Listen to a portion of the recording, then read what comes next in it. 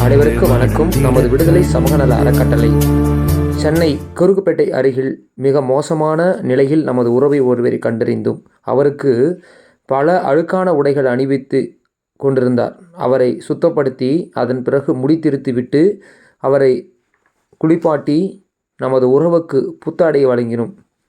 இதற்கு உதவிய அனைத்து நல்லுள்ளங்களுக்கும் நமது விடுதலை சமூக நல அறக்கட்டளையின் சார்பாக மனமார்ந்த நன்றினை தெரிவித்துக் கொள்கின்றோம். வாழ்க வளமுடன். உலகம் ஒரே குடும்பம்.